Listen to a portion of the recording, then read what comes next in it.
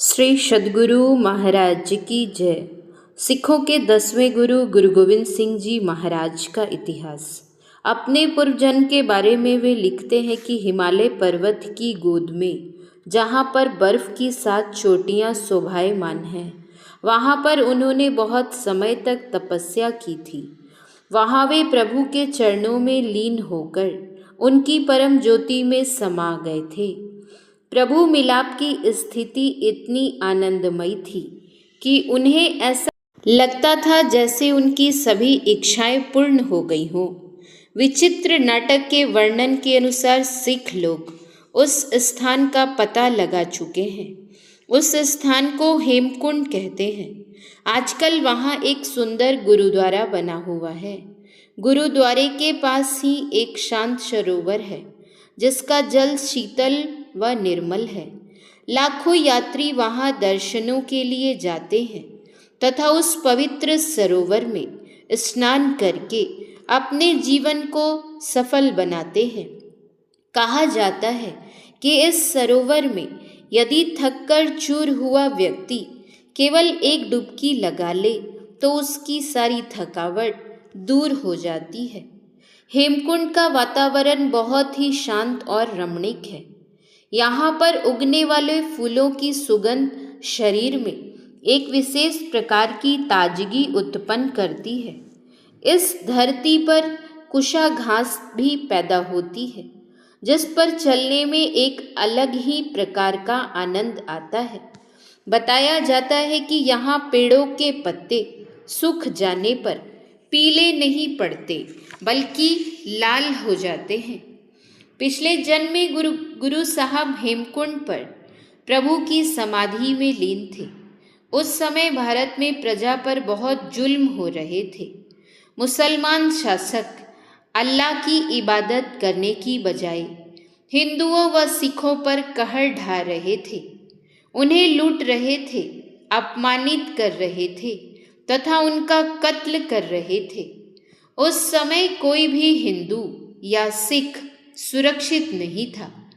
बादशाह औरंगजेब जबरदस्ती हिंदुओं व सिखों को मुसलमान बनाने का प्रयत्न कर रहा था। शायद अकाल पुरुष से भी मुगल शासकों के ऐसे कठोर अत्याचार सहन नहीं हुए। शायद उन्होंने ही किसी ऐसे महापुरुष को संसार में भेजने का विचार किया जो जुल्म का नाश कर सके और धर्म की रक्षा करके लोगों का ध्यान परमात्मा की ओर लगाए। शायद अकाल पुरुष ने ही तपस्वी गुरु महाराज को भारत में जन्म लेने का आदेश दिया। गुरु गोविंद सिंह जी का जन्म 22 दिसंबर सन 1666 ईस्वी को बिहार की राजधानी पटना में हुआ था। ये 9वीं पातशाही श्री गुरु तेग बहादुर जी के पुत्र थे। इनकी माता जी का नाम माता गुजरी था। जिस समय इनका जन्म हुआ, गुरु तेग बहादुर जी असम की ओर यात्रा कर रहे थे। इनके जन्म पर इनके घर परिवार वालों ने बहुत खुशियां मनाई। इनकी दादी माता नानकी जी ने खुले हाथों से गरीबों को दान दिया। जगह जगह लंगर चलाए गए तथा घी के दिए जलाए गए। बचपन में सभी इन्हें बाला प्रीतम कहते थे। गुरु साहब के मामा कृपाल चंद जी उन्हें देखकर हमेशा परमात्मा को याद करते थे तथा कहते थे, हे गोविंद, आपने ही हमारे घर में अवतार लिया है। उनके बार बार गोविंद कहने से बाला प्रीतम का नाम गोविंद राय पड़ गया। बाला प्रीतम जी कोई साधारण बालक नहीं थे। वे बहुत ही सुंदर, फुर्तीले तथा हंसमुख थे। उन्हें गोद में उठाने, चूमने व साथ खेलने के लिए हर व्यक्ति लालायित रहता था। वे हमेशा हंसते मुस्कुराते रहते थे तथा रोते हुओं को भी हंसा दिया करते थे।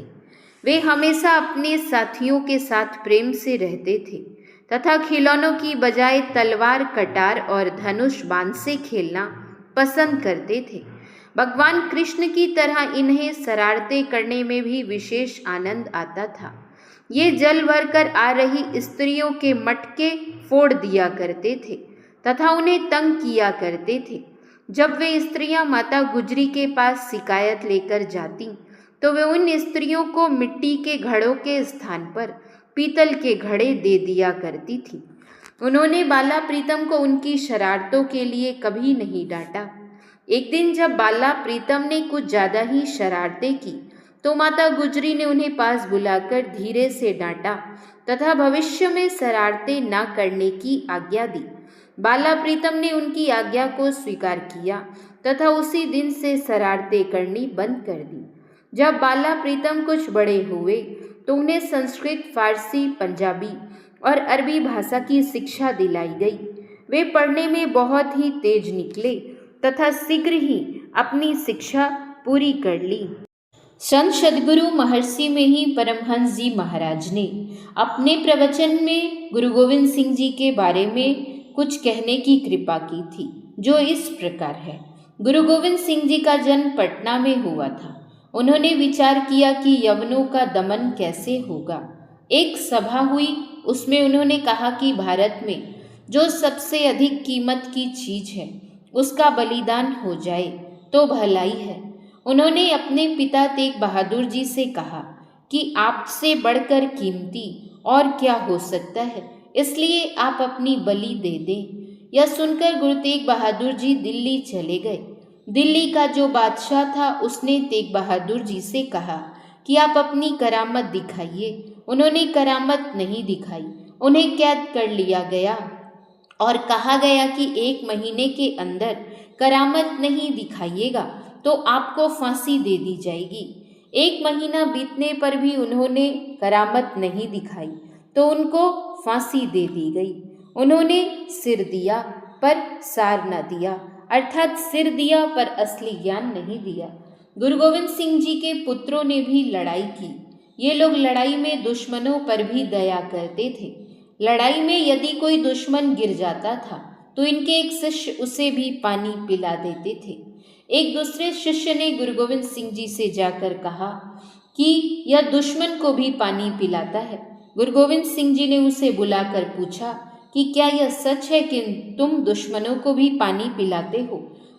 उसने कहा कि हाँ सच है, जो गिर गया वह दुश्मन कहाँ रहा। गुरु गोविंद सिंह जी ने कहा कि तुम ठीक करते हो, ऐसा ही करो। सिख लोगों ने बहुत बड़ा काम किया है। तीसरे गुरु के दामाद ने अमृतसर में तालाब खुदवाया था। उसके किनारे एक मंदिर है, वह पहले सोने का नहीं था, पीछे बना। इन सिख गुरुओं ने बड़ा काम किया। इसके बाद अंग्रेज आए, होते होते कांग्रेस आए। इस तरह से सब बदल जाते हैं। इस अदल बदल में कोई सुखी नहीं रह सकता। इसको छोड़ने के लिए संत लोग ज्ञान भेद बतलाते हैं, इसलिए हम लोग संत का आदर करते हैं। श्री सद्गुरु महाराज की जय। श्री सद्गुरु महाराज की जय। श्री सद्गुरु महाराज की जय।